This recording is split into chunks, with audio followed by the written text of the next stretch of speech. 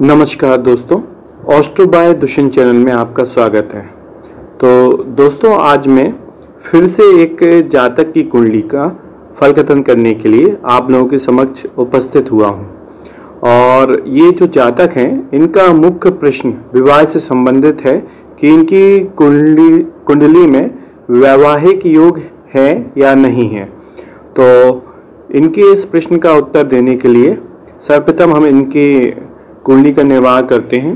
तो आप देखेंगे कि इनका जो जन्म का समय है वो है 5:40 PM और 21 जनवरी 1992, 21 जनवरी 1992 का इनका बर्थ डेट है और बर्थ का स्थान है इनका भोपाल।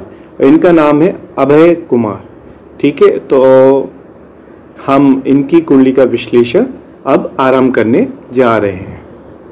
तो आइए हम इनकी कुंडली पर एक बार नज़र डालते हैं और जैसे कि लग्न चक्र और नवमांश चक्र दोनों ही हमारे सामने हैं। और जो लग्न चक्र बना हुआ है इसमें कर्क राशि, जिसमें चंद्रमा स्वराशि का स्थित होकर लग्न में ही है। और द्वितीय भाव में यहाँ पर गुरु सिंह राशि के हैं, जो कि भाग्येश भी हैं इस कुंडली के और षष्ठेश भी हैं। और इसके बाद छठवें भाव में बुध मंगल शुक्र राहु 4 ग्रहों की युति है। और जो इसके बाद आप देखते हैं तो 7वें भाव में सूर्य और शनि स्वराशि का है, 7वें भाव में ही है और सूर्य भी साथ में स्थित है। और यहाँ से सीधी दृष्टि चंद्रमा पर मीन्स लग्न भाव पर सूर्य शनि की सीधी दृष्टि पड़ रही है। अब इनके नवमांश चक्र में हम देखते हैं तो सिंह लग्न का नवमांश यहाँ पर नवमांश के प्रथम भाव में है और जिस पर मंगल और राहु सिंह लग्न में नवमांश में स्थित हैं। और गुरु और बुध यहाँ पर तीसरे भाव में है, जो कि तुला राशि में है। और उसके बाद सीधा ग्रह सप्तम में केतु अकेला है और नवमांश चक्र में।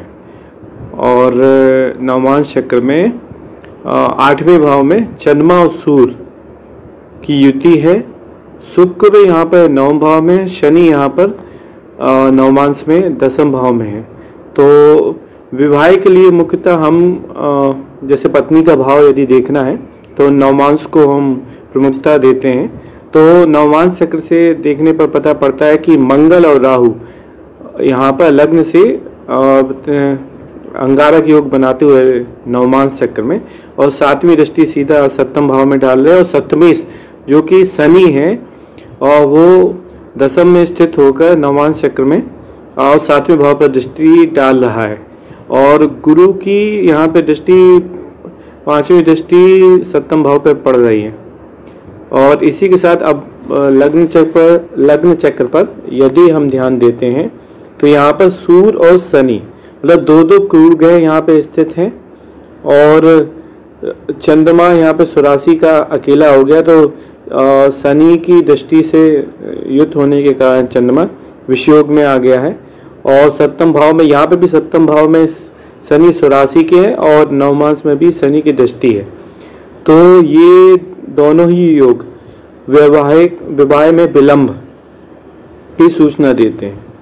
और यहाँ पे अब हम यदि जैसे लड़के का कुंडली है तो मुख्यतः हम यहाँ पे विवाह के लिए शुक्र की स्थिति पर भी ध्यान देंगे।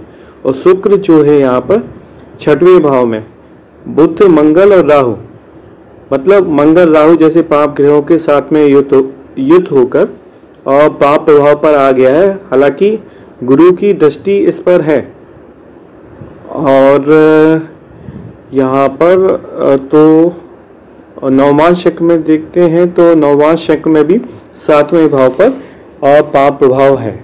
तो इससे हम ये निष्कर्ष पर जा सकते हैं कि हालांकि इनकी जो अभी देखा जाएगा तो वर्तमान में सूर्य की महादशा खत्म हुई है 25 मार्च में और चंद्रमा की महादशा स्टार्ट हुई है 25 मार्च 2025 से, जो कि 10 साल की दशा रहती है। और यहाँ पे अब देखिए, विवाह के लिए जो कारक ग्रह होते हैं, भाव, भावपति, भाव कारक, यहाँ पे शनि खुद स्थित है, तो ये विवाह में विलंब का योग बना रहा है। ठीक है, और यहाँ पर अब जैसे चंद्रमा की दृष्टि है, तो चंद्रमा जिस ग्रह की दृष्टि वह 7वें भाव में होती है, या 7वें भाव में जो ग्रह स्थित होते हैं वो भी विवाहिक योग बनाने का मतलब कोशिश करते हैं। पर एक शनि और सूर्य जैसे क्रूर ग्रह ये क्या करते हैं, वैवाहिक परिस्थितियों में शनि, सूर्य, मंगल, राहु, और मंगल स्थित हो तो सीधा सीधा ये तो मांगलिक दोष ही बन जाता है। तो ये विवाह में विलंब पैदा करते हैं और साधारणता मतलब सरलता पूर्वक विवाह में होने में ये व्यवधान उत्पन्न करते हैं।